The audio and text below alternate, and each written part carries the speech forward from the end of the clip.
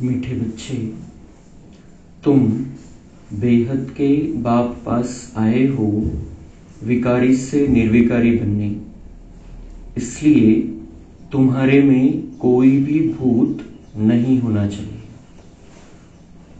प्रश्न, बाप अभी तुम्हें ऐसी कौन सी पढ़ाई पढ़ाते हैं जो सारे कल्प में नहीं पढ़ाई जाती? उत्तर, नई राजधानी स्थापन करने की पढ़ाई, मनुष्य को राजाई पद देने की पढ़ाई इस समय सुप्रीम बाप ही पढ़ाते हैं। यह नई पढ़ाई सारे कल्प में नहीं पढ़ाई जाती। इसी पढ़ाई से सतयुगी राजधानी स्थापन हो रही है। ओम शांति। यह तो बच्चे जानते हैं हम आत्मा है, न कि शरीर। इनको कहा जाता है देही अभिमानी। मनुष्य सब है देह अभिमानी। यह है ही पाप आत्माओं की दुनिया अथवा विकारी दुनिया। रावण राज्य है। सतयुग पास्ट हो गया है। वहां सब निर्विकारी रहते थे। बच्चे जानते हैं हम ही पवित्र देवी देवता थे जो 84 जन्मों के बाद फिर पतित बने हैं। काम विकार का भूत, क्रोध का भूत, लोभ का भूत, ये सब कड़े भूत हैं। इनमें मुख्य है देह अभिमान का भूत। रावण का राज्य है ना, यह रावण है भारत का आधा कल्प का दुश्मन। जब मनुष्य में 5 विकार प्रवेश करते हैं, इन देवताओं में यह भूत नहीं थे। फिर पुनर्जन्म लेते लेते इनकी आत्मा भी विकारों में आ गई। तुम जानते हो हम जब देवी देवता थे तो कोई भी विकार का भूत नहीं था। सतयुग त्रेता को कहा ही जाता है राम राज्य, द्वापर कलयुग को कहा जाता है रावण राज्य। यहाँ हर एक नर नारी में 5 विकार है। द्वापर से कलयुग तक 5 विकार चलते हैं। अब तुम पुरुषोत्तम संगम युग पर बैठे हो, बेहद के बाप के पास आए हो विकारी से निर्विकारी बनने के लिए। निर्विकारी बन अगर कोई विकार में गिरते हैं तो बाबा लिखते हैं तुमने काला मुंह किया, अब गोरा मुंह होना मुश्किल है। 5 मंजिल से गिरने जैसा है, हड्डियां टूट जाती है। गीता में भी है भगवान उवाच, काम महाशत्रु है। भारत का वास्तविक धर्मशास्त्र है ही गीता। हर एक धर्म का एक ही शास्त्र है। भारतवासियों के तो ढेर शास्त्र हैं। उसको कहा जाता है भक्ति। नई दुनिया सतो प्रधान गोल्डन एज है। वहां कोई लड़ाई झगड़ा नहीं था, बड़ी आयु थी, एवर हेल्दी वेल्दी थे। तुमको स्मृति आई हम देवताएं बहुत सुखी थे। वहां अकाले मृत्यु होती नहीं, काल का डर नहीं रहता है। वहां हेल्थ, वेल्थ, हैप्पीनेस सब रहती है। नर्क में हैप्पीनेस होती नहीं। कुछ न कुछ शरीर का रोग लगा रहता है। यह है अपार दुखों की दुनिया, वह है अपार सुखों की दुनिया। बेहद का बाप दुखों की दुनिया थोड़ी रचेंगे। बाप ने तो सुख की दुनिया रची। फिर रावण राज्य आया तो उनसे दुख अशांति मिली। सतयुग है सुख धाम, कलयुग है दुख धाम। विकार में जाना यानी 1-2 पर काम कटारी चलाना।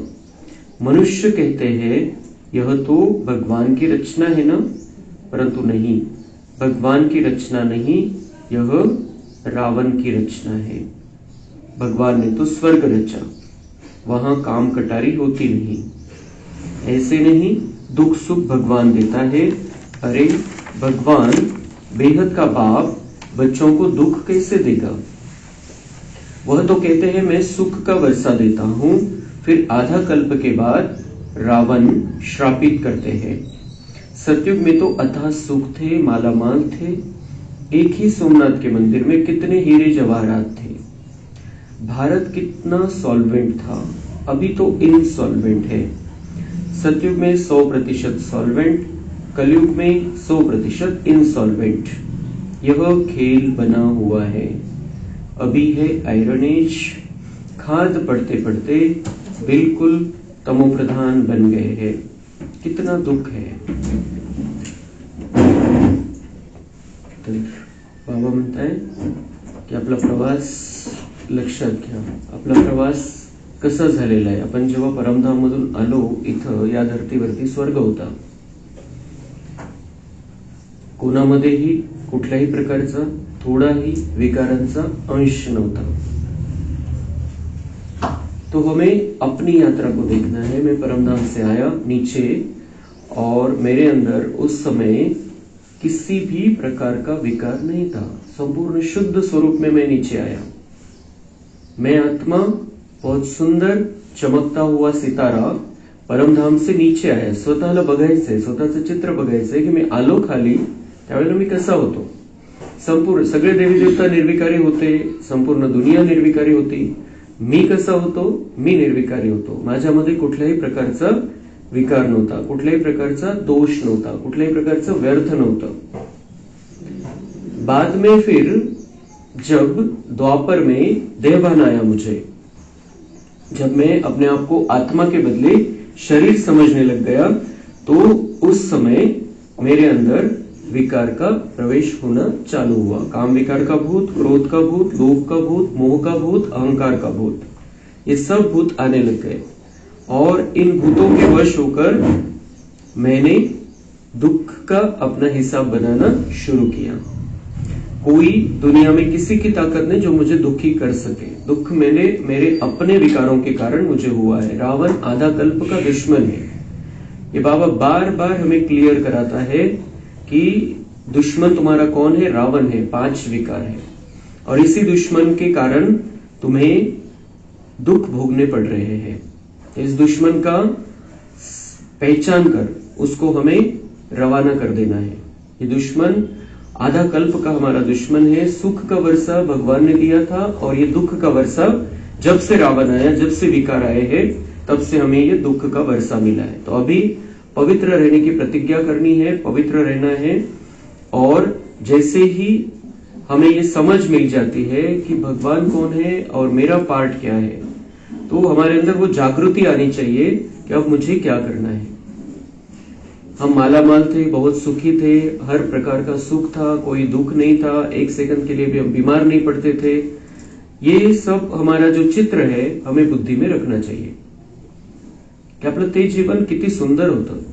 कशामुळे सुंदर होतं, कारण पवित्रता होती, कुठल्याही प्रकारचं विकार नव्हता, कुठल्याही प्रकारचं व्यर्थ नव्हतं। तो अभी हमें अपने आप को ये बातें समझाते रहना है। काम विकार जो है वो हमें दुखी करता है, परेशान करता है। क्रोध, लोभ, मोह, अहंकार, इन सब विकारों के वश होकर हमने दुख पाया है। भारत पहले मालामाल था, संपूर्ण रीतीने मालामाल, आता दिवाळखोरीमध्ये आलेला भारत। क्या कारण है, क्योंकि सभी विकारी बन गए, रावण का राज्य है। तो ये बातें बहुत सिंपल है, रोज बाबा समझाता है, लेकिन हमें इन बातों को अपने अंदर पक्का करना है और अपने जीवन के बारे में हमें निर्णय लेना है कि हमें क्या करना है आगे। सतयुग में 100% सॉल्वेंट, कलयुग में 100% इनसॉल्वेंट। यह खेल बना हुआ है। अभी है आयरन एज, खाद पढ़ते पढ़ते बिल्कुल तमोप्रधान बन गए हैं। अभी है आयरन एज। आता ही दुनिया कशी झालेली आहे, लोखंडाची दुनिया। सोन्याच्या दुनियेमध्ये आपण राहत होतो, लोखंडाची दुनिया, सोन्यामध्ये सगळं मिक्स झालेलं आहे। कितना दुख है। यह एरोप्लेन आदि भी 100 वर्ष में बने हैं। इनको कहा जाता है माया का पांप। तो मनुष्य समझते हैं साइंस ने तो स्वर्ग बना दिया है, परंतु यह है रावण का स्वर्ग। कलयुग में माया का पांप देख तुम्हारे पास मुश्किल आते हैं। समझते हैं हमारे पास तो महल मोटरें आदि है। बाप कहते हैं स्वर्ग तो सतयुग को कहा जाता है जब इन लक्ष्मी नारायण का राज्य था। तो माया का स्वर्ग, रावण का स्वर्ग शब्द वापरलेला आहे बाबांनी आज। स्वर्ग है, किसी को अगर सुख लगता है इस दुनिया में तो ये स्वर्ग है अल्पकाल का, अल्पकाल का सुख है, अल्पकाल के साधन दिए गए हैं, उन साधनों से सुविधा मिलती है, लेकिन आत्मा सुखी नहीं है। लेकिन फिर भी ऊपर ऊपर का है तो दुनिया वाले समझते हैं यहाँ बहुत सुख है, कितनी सोयी झालेलं आहे, किती सुविधा झालेल्या आहे।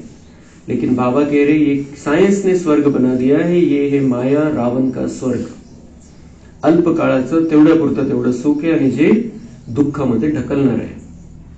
तो ये उनको समझ में नहीं आता है कि स्वर्ग किसको कहा जाता है, जब लक्ष्मी नारायण का राज्य है, जब सभी सुखी है, किसी भी प्रकार का दुख नहीं है। तो स्वर्ग तो सतयुग को कहा जाता है जब इन लक्ष्मी नारायण का राज्य था। अब इन लक्ष्मी नारायण का राज्य थोड़ी ही है, अब कलयुग के बाद फिर इनका राज्य आएगा। पहले भारत बहुत छोटा था, नई दुनिया में होते ही है 9 लाख देवताएं, बस पीछे वृद्धि को पाते रहते हैं। सारी सृष्टि वृद्धि को पाती है ना। पहले पहले सिर्फ देवी देवता थे, तो बेहद का बाप वर्ल्ड की हिस्ट्री ज्योग्राफी बैठ समझाते हैं। बाप बिगर और कोई बतला न सके, उनको कहा जाता है नॉलेजफुल गॉड फादर, सब आत्माओं का पिता। आत्माएं सब भाई भाई है, फिर भाई और बहन बनती है। तुम सब हो एक प्रजापिता ब्रह्मा के एडॉप्टेड चिल्ड्रन। हम सब बाबा के दत्तक पुत्र हैं। हम सब आत्माएं शिव के पुत्र, भाई भाई है आपस में, लेकिन अब ब्रह्मा के द्वारा बाबा ने हमको दत्तक लिया है, हम बाबा के दत्तक पुत्र भी है शरीर के हिसाब से। तो हमारा आपस में रिश्ता है भाई बहन का। सभी आत्माएं उनकी संतान तो है ही, उनको कहा जाता है परमपिता, उनका नाम है शिव। बस बाप समझाते हैं मेरा नाम एक ही शिव है। फिर भक्ति मार्ग में मनुष्यों ने बहुत मंदिर बनाए हैं, तो बहुत नाम रख दिया, अलग अलग मंदिर बनाए, उसका अलग अलग नाम रख दिया शिव बाबा का, और उसका नाम ओरिजिनल नाम एक ही नाम है शिव। भक्ति की सामग्री कितनी ढेर है, उसको पढ़ाई नहीं कहेंगे। बहुत सामग्री है, बहुत शास्त्र है, पर बाबा म्हणता है वो पढ़ाई नहीं है, वो ज्ञान नहीं है। उसमें एम ऑब्जेक्ट कुछ भी नहीं है, त्याच्यामध्ये उद्देश्य नहीं है की आपल्याला देवी देवता बनायचंय, लक्ष्मी नारायण सारखं बनायचंय। है ही नीचे उतरने की। क्या है उनमें? नीचे उतरने की बातें। नीचे उतरते जाते, वो बातें सुनते सुनते नीचे उतरते जाते। एवढंच आहे की घसरगुंडी नाही झाली, पायरे पायऱ्यानी खाली उतरले। तो नीचे उतरते उतरते तमोप्रधान बन जाते हैं, फिर सतोप्रधान बनना है सबको। तुम सतोप्रधान बनकर स्वर्ग में आएंगे, बाकी सब सतोप्रधान बन शांति धाम में रहेंगे। सबको बाबा सतोप्रधान बनाने वाला है। हम सतोप्रधान बनकर स्वर्ग में आएंगे, क्योंकि हमने स्वर्ग में रहने की तैयारी की है, स्वर्ग में रहने के संस्कार अपनाए हैं, इसलिए हम स्वर्ग में आएंगे। और बाकी सबको बाबा उनके ओरिजिनल स्वरूप में बिठा देता है, स्थित कर देता है। उनके अंदर जो पाप है उनको सजाएं देकर खात्मा हो जाता है, तो आत्मा ओरिजिनल रह जाते। जे जो काही मळ आलेला आहे आत्म्यावरती तो निघून जातो, तो ओरिजिनल स्थितीमध्ये आत्मा येऊन जाते। म्हणून बाबा म्हणता है सभी सतोप्रधान, तुम भी सतोप्रधान बनेंगे, वो भी सतोप्रधान बनेंगे। हम प्यार से बनेंगे, वो मार से बनेंगे। हम प्यार से सतोप्रधान बनेंगे तो हम तैयारी भी कर रहे हैं स्वर्ग में चलने की, स्वर्ग में रहने की, वैसे संस्कार धारण कर रहे हैं। तो हम नीचे आएंगे, वो ऊपर ही बैठे पड़े रहेंगे।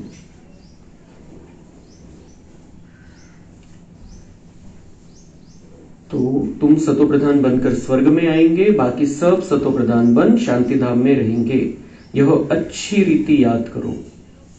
अच्छी रीति याद करो मतलब समझकर चलना है इस बात को कि हमें सतोप्रधान बनना है, बाबा की याद में, बाबा के प्यार में, और साथ साथ स्वर्ग में रहने की तैयारी करनी है। बाबा कहते हैं तुमने हमको बुलाया है, बाबा हम पतितों को आकर पावन बनाओ, तो अब मैं सारी दुनिया को पावन बनाने आया हूं। अभी है आसुरी राज्य, सतयुग त्रेता में है ईश्वरीय राज्य। जो अब स्थापन हो रहा है। ईश्वर ही आकर सबको पावन बनाते हैं। देवताओं में कोई विकार होता नहीं, यथा राजा रानी तथा प्रजा सब पवित्र होते हैं।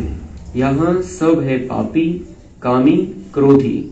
नई दुनिया को स्वर्ग और इसको नर्क कहा जाता है। नर्क को स्वर्ग बाप के सिवाय कोई बना न सके। यहाँ सब है नर्कवासी पतित, सतयुग में है पावन। वहां ऐसे नहीं कहेंगे कि हम पतित से पावन होने के लिए स्नान करने जाते हैं। वहां यहां पर तो कहीं पर भी जाते हैं, गंगा स्नान को महत्व देते हैं, कहीं पर कुएं से भी पानी आता है तो उसको भी समझते हैं पवित्र पानी है, पवित्र जल है। वहां पर कोई भी पतित से पावन होने के लिए स्नान करने नहीं जाते हैं, क्योंकि सभी पावन है और अपावनता का नामो निशान नहीं है। अपवित्र होते हैं हम, ये भी जानकारी नहीं है देवताओं को। तो पतित से पावन का वहां पर कोई विषय ही नहीं है। यह वैरायटी मनुष्य सृष्टि रूपी झाड़ है, बीज रूप है भगवान, वही रचना रचते हैं। पहले रचते हैं देवी देवताओं को, फिर वृद्धि को पाते पाते इतने धर्म हो जाते हैं। भगवान देवी देवताओं को तैयार करता है, रचता है, और फिर मनुष्य अलग अलग अपने लिए धर्म बना लेता है, शाखाएं फूटती जाती है। लेकिन भगवान ने देवी देवता ही बनाया हमको। पहले एक धर्म एक राज्य था, सुख ही सुख था। मनुष्य चाहते भी है विश्व में शांति हो, वह अभी तुम स्थापन कर रहे हो। बाकी सब खत्म हो जाएंगे, बाकी थोड़े रहेंगे। यह चक्र फिरता रहता है। अभी है कलयुग अंत और सतयुग आदि का पुरुषोत्तम संगम युग। इसको कहा जाता है कल्याणकारी पुरुषोत्तम संगम युग। कलयुग के बाद सतयुग स्थापन हो रहा है। तुम संगम पर पढ़ते हो, इसका फल सतयुग में मिलेगा। यहाँ जितना पवित्र बनेंगे और पढ़ेंगे उतना ऊंच पद पाएंगे। ऐसी पढ़ाई कहाँ होती नहीं। तुमको इस पढ़ाई का सुख नई दुनिया में मिलेगा। इस पढ़ाई का सुख नहीं, जो हम पढ़ाई पढ़ रहे हैं, जो संस्कार हम धारण कर रहे हैं, उसका सच्चा सुख हमें नई दुनिया में मिलेगा। इथं आपल्याला त्याची प्रॅक्टिस करायची, अनुभव करत राहायचंय, पण खरं सुख या अभ्यासाचा जो खरा परिणाम है तो सतयुगामध्ये आपल्याला प्राप्त होणार है। तो हम पढ़ रहे हैं, तैयारी कर रहे हैं सतयुग की, और सतयुग में रहने के लिए हमें पवित्र रहना है। यहाँ पर पढ़ना है और पवित्र बनना है, पवित्रता को धारण करना है। तो पवित्रता मतलब तन मन की संपूर्ण स्वच्छता। ऐसी पढ़ाई कहाँ होती नहीं जो आगे भविष्य में काम आए, जन्म जन्मांतर काम आए। ऐसी पढ़ाई कहां पर भी होती नहीं है, भगवान ही हमें पढ़ाता है। अगर कोई भी भूत होगा तो एक तो सजा खानी पड़ेगी, दूसरा फिर वहां कम पद पाएंगे। तो हमें पवित्र रहना है, इसका मतलब एक भी भूत हमारे अंदर नहीं होना चाहिए। काम, क्रोध, लोभ, मोह, अहंकार, आलस्य और अलबेलापन। एक भी भूत होगा तो एक तो सजा खानी पड़ेगी, दूसरा फिर वहां कम पद पाएंगे, सजा भी मिलेगी, और जिसको सजा मिलेगी उसकी पद पोजीशन बहुत छोटी होगी नई दुनिया में। जो संपूर्ण बन औरों को भी पढ़ाएंगे तो ऊंच पद भी पाएंगे। कितने सेंटर्स हैं, लाखों सेंटर्स हो जाएंगे, सारे विश्व में सेंटर्स खुल जाएंगे। तो बाबा ने पहले सांगून दिया होतं कि उस समय तो सेंटर कितने थे, 10,000 भाई बहने जुड़े हुए थे भारत में, और जब तक बाबा थे, ब्रह्मा बाबा, 300 सेंटर खुले थे लगभग। आणि बाबांनी त्याच वेळेला सांगून टाकलं होतं की कितने लाखों सेंटर्स हो जाएंगे, सारे विश्व में सेंटर्स खुल जाएंगे। जोपर्यंत ब्रह्मा बाबा होते, ही मुरली चाललेली आहे, तोपर्यंत विश्वामध्ये कोणी गेलंच नव्हतं, भारताच्या बाहेर कोणीच गेलं नव्हतं हे ज्ञान घेऊन। पण बाबांनी पुढचं भविष्य सांगितलं होतं की सारे विश्व में सेंटर्स खुल जाएंगे, लाखों सेंटर्स हो जाएंगे। और हम देख रहे हैं कि कितनी पाठशालाएं और कितने सेंटर्स खुलते जा रहे हैं बाबा के। पाप आत्मा से पुण्य आत्मा बनना ही है, तुम्हारी एम ऑब्जेक्ट भी है। पढ़ाने वाला एक शिव बाबा है, वह है ज्ञान का सागर, सुख का सागर। बाप ही आकर पढ़ाते हैं, यह नहीं पढ़ाते, इनके द्वारा वह पढ़ाते हैं। ब्रह्मा बाबा नहीं पढ़ाते, कोई दूसरा कोई निमित्त भी हमें नहीं पढ़ाता है, पढ़ाने वाला है शिव बाबा। उसकी पढ़ाई हम सब बच्चे पढ़ते हैं। इनको गाया जाता है भगवान का रथ, भाग्यशाली रथ। ये भागीरथ है, ब्रह्मा बाबा भागीरथ है, भाग्यशाली रथ है। और इसके मुख के द्वारा भगवान ज्ञान गंगा इस धरती पर लाता है। तुमको कितना पद्मापदम भाग्यशाली बनाते हैं। तुम बहुत साहूकार बनते हो, कभी बीमार नहीं पड़ते। हेल्थ, वेल्थ, हैप्पीनेस सब मिल जाता है। यहाँ भले धन है परंतु बीमारियां आदि है। वह हैप्पीनेस रह न सके, कुछ न कुछ दुख रहता है। उनका तो नाम ही है सुखधाम, स्वर्ग, पैराडाइज। इन लक्ष्मी नारायण को यह राज्य किसने दिया, यह कोई भी नहीं जानते। यह भारत में रहते थे, विश्व के मालिक थे। कोई पार्टीशन आदि नहीं था। अभी तो कितने पार्टीशन है। रावण राज्य है, कितने टुकड़े टुकड़े हो गए हैं, लड़ते रहते हैं। वहां तो सारे भारत में इन देवी देवताओं का राज्य था। वो दुनिया सिर्फ देवी देवताओं की दुनिया है, वहां पर किसी भी प्रकार का लड़ाई झगड़ा नहीं है। अभी है विकारी दुनिया, फिर तुम पवित्र बन निर्विकारी देवता बनते हो। वह स्कूल है, यह स्कूल है। भगवान वाच, मैं तुम बच्चों को राजयोग सिखलाता हूँ, तुम भविष्य में यह बनेंगे। हम बाबा के स्कूल में पढ़ते हैं, हम सब बच्चे बाबा के स्कूल में पढ़ते हैं। बाबा हमें राजयोग सिखाता है और हम भविष्य में देवी देवता बनेंगे, लक्ष्मी नारायण जैसे बनेंगे। राजाई की पढ़ाई और कहीं नहीं मिलती। कौन सी पढ़ाई? राजा बनने की पढ़ाई, और दुनिया में कहीं पर भी नहीं है। इस जन्म के खत्म होने के बाद जो काम आए ऐसी पढ़ाई दुनिया में कोई भी नहीं है। बाप ही पढ़ाकर नई दुनिया की राजधानी देते हैं। सुप्रीम फादर, सुप्रीम टीचर, सदगुरु एक ही शिव बाबा है। बाबा माना जरूर वर्षा मिलना चाहिए। भगवान जरूर स्वर्ग का वर्षा ही देंगे। रावण जिसको हर वर्ष जलाते हैं, यह है भारत का नंबर 1 दुश्मन। रावण ने कैसा असुर बना दिया है। इनका राज्य 2500 वर्ष चलता है। तुमको बाप कहते हैं, मैं तुमको सुखधाम का मालिक बनाता हूँ। रावण तुमको दुखधाम में ले जाते हैं। तुम्हारी आयु भी कम हो जाती है। अचानक अकाले मृत्यु हो जाती है। अनेक बीमारियां होती रहती है। वहां ऐसी कोई बात नहीं होती। नाम ही है स्वर्ग। तो हमें हर पल ये देखते रहना है, मैं अभी नर्क में हूँ, स्वर्ग में चलना है, नर्क में हूँ, स्वर्ग में चलना है। तो कहीं यहाँ के दुख की बातें हमें परेशान नहीं करेगी, क्योंकि हमें पता है जल्दी ही हमारी सुंदर दुनिया आ रही है। तो स्वर्ग में चलने के लिए फिर हमें शुद्धता में रहना है, पवित्रता को धारण करना है। अभी तुम्हारे में कोई भी विकार नहीं होना चाहिए, परंतु आधा कल्प की बीमारी कोई जल्दी थोड़ी निकलती है। आधा कल्प की बीमारी है ये जो 5 विकार है, ये आधा कल्प की बीमारी है, वो जल्दी नहीं निकलती है। लेकिन जितना जब हम अटेंशन देंगे तो जल्दी निकल जाएगी। सावधानी ठेवली, बाबा जे डोस देतोय ते डोस जर घेतले व्यवस्थित तर ती बीमारी निघून जाईल। उस पढ़ाई में भी जो अच्छी रीति नहीं पढ़ते हैं वह फेल होते हैं। उस पढ़ाई में कोई डॉक्टर, इंजीनियर, कोई भी पढ़ाई पढ़ता है, 12वीं में है या कोई ग्रेजुएशन कर रहा है, पढ़ाई अगर अच्छी नहीं पढ़ रहा है तो फेल हो जाएगा। यहाँ पर भी हम बाबा के बने हैं, हम विद्यार्थी हैं, लेकिन अच्छी रीति से पढ़ाई नहीं पढ़ेंगे, मुरली का महत्व नहीं रखेंगे, मुरली का मनन चिंतन नहीं करेंगे तो फेल हो जाएंगे। जो पास विद ऑनर होते हैं वह स्कॉलरशिप लेते हैं। तुम्हारे में भी जो अच्छी रीति पवित्र बन और फिर दूसरों को बनाते हैं तो यह प्राइज लेते हैं।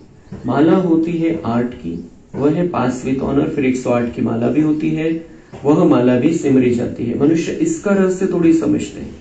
माला में ऊपर में है फूल, फिर होता है डबल दाना मेरू। स्त्री और पुरुष दोनों पवित्र बनते हैं। जो माला बनाई जाती है, एक ऊपर में होता है एक शिव बाबा का यादगार, उस रूप में होता है। फिर 2 युगल दाने होते हैं, तो वो मम्मा बाबा का यादगार है। और जो साथ में रहते हैं, जो युगल साथ में रहते हैं, उनका यादगार है कि दोनों को पवित्र बनना है। यह पवित्र थे ना, स्वर्गवासी कहलाते थे। यही आत्मा फिर पुनर्जन्म लेते लेते अपतित बन गई है। फिर यहां से पवित्र बन पावन दुनिया में जाएंगे। वर्ल्ड की हिस्ट्री, ज्योग्राफी रिपीट होती है ना। विकारी राजाएं निर्विकारी राजाओं के मंदिर आदि बनाकर उन्हों को पूजते हैं, वही वे पूज्य से पुजारी बन जाते हैं। विकारी बनने से फिर वह लाइट का ताज भी नहीं रहता है। यह खेल बना हुआ है। यह है बेहद का वंडरफुल ड्रामा। पहले एक ही धर्म होता है जिसको राम राज्य कहा जाता है, फिर और धर्म वाले आते हैं। यह सृष्टि का चक्र कैसे फिरता रहता है सो एक बाप ही समझा सकते हैं। भगवान तो एक ही है। अच्छा, मीठे मीठे सिकी लधे बच्चों प्रति माता पिता बाप दादा का याद प्यार और गुड मॉर्निंग। रूहानी बाप की रूहानी बच्चों को नमस्ते। हम रूहानी बच्चों की रूहानी बाप दादा को याद प्यार गुड मॉर्निंग नमस्ते। वाह बाबा, शुक्रिया बाबा, शुक्रिया। धारणा के लिए मुख्य सार है, स्वयं भगवान टीचर बनकर पढ़ाते हैं, इसलिए अच्छी रीति पढ़ना है। स्कॉलरशिप लेने के लिए पवित्र बनकर दूसरों को पवित्र बनाने की सेवा करनी है। अंदर में काम क्रोध आदि के जो भी भूत प्रवेश है उन्हें निकालना है। एम ऑब्जेक्ट को सामने रखकर पुरुषार्थ करना है। उद्देश, लक्ष्मी नारायण बनण्याचा उद्देश सदा आपल्या डोळ्यासमोर बुद्धीसमोर मनासमोर पाहिजे। त्यामुळे काय होईल, अंदर जो काम क्रोध के भूत प्रवेश है वो हम निकाल सकते हैं। बुद्धि में रहेगा हमें ऐसा बनना है तो ऑटोमेटिक वो बातें निकलती जाएगी। वरदान है, माया की छाया से निकल याद की छत्र छाया में रहने वाले बेफिक्र बादशाह भव। जो सदा बाप के याद की छत्र छाया के नीचे रहते हैं वो स्वयं को सदा सेफ यानी सुरक्षित अनुभव करते हैं। माया की छाया से बचने का साधन है बाप की छत्र छाया। छत्र छाया में रहने वाले सदा बेफिक्र बादशाह होंगे। अगर कोई फिक्र है तो खुशी गुम हो जाती है। खुशी गुम हुई, कमजोर हुए तो माया की छाया का प्रभाव पड़ जाता है, क्योंकि कमजोरी ही माया का आवाहन करती है। माया की छाया स्वप्न में भी पड़ गई तो बहुत परेशान कर देगी, इसलिए सदा छत्र छाया के नीचे रहो। स्लोगन है, समझ के स्क्रू ड्राइवर से अलबेलेपन के लूज स्क्रू को टाइट कर सदा अलर्ट रहो। सदा सावधान रहना है। मशीन आहे एखादी, खूप मोठी मशीन आहे, खूप चांगली मशीन आहे, खूप चांगल्या क्वालिटीची मशीन आहे, चांगल्या कंपनीची आहे, ब्रँडेड मशीन आहे, खूप चांगलं आहे, पण एखादा स्क्रू जर तिचा ढिला असेल तो ती मशीन चालू नहीं सकती। एक स्क्रू। तो ऐसे ही हम बहुत अच्छे हैं, बाबा के बहुत प्यारे बच्चे हैं, लाडले बच्चे हैं, बाबा हमसे बहुत प्यार करता है, इतनी पढ़ाई बहुत अच्छी रीति से हम पढ़ते हैं और हमने बाबा से वायदा किया है कि हम पवित्र रहेंगे, हम देवी देवता बनेंगे, हम बहुत अच्छी रीति से पुरुषार्थ करेंगे, हम बाबा से वायदा करते हैं। लेकिन कुछ न कुछ, कभी न कभी कोई बात से हम अलबेले हो जाते हैं। चलते चलते, इस रास्ते पर चलते चलते किसी न किसी कारण से हम अलबेले हो जाते हैं, ढीलापन आ जाता है कि कर लेंगे, हो जाएगा, अजून कुठे इतका विनाश सुरू झालेला आहे, बघू, वेळेवर होऊन जाईल, हे थोडासा प्रॉब्लेम आहे, घरामध्ये असं आहे, इकडे असं आहे, तिकडे तसं आहे, तो वो ये हो जाए तो फिर मैं बहुत अच्छी रीति से पुरुषार्थ करूंगा। ये जो अलबेलापन हमारे अंदर आ जाता है तो उसको कैसे टाइट करना है, लूज झालेला है तो स्क्रू कसं टाइट करायचं आहे, समझ के स्क्रू ड्राइवर से। स्क्रू ड्राइवर कोणता पाहिजे, कोणते जे वेगवेगळ्या प्रकारचे स्क्रू असतात त्याला वेगवेगळ्या प्रकारचे स्क्रू ड्राइवर लगतात। तो अगर अलबेलापन का लूज स्क्रू हो गया है, हमारा अंदर अलबेलापन आ गया है, तो स्क्रू ड्राइवर चाहिए समझ का। और ये समझ बाबा हमें रोज मुरली से देता है, कि समझ देता है कि तुम्हारा उद्देश्य क्या है, दुनिया की हालत क्या है, तुम्हें कौन सी दुनिया में चलना है, कितनी सुंदर दुनिया आने वाली है, अभी कैसी हो गई है दुनिया विकारों के कारण। तो बाबा जो हमें समझदारी देता है, उस समझदारी के आधार से हमें अंदर का अलबेलापन खत्म कर देना है। अच्छा, ओम शांति।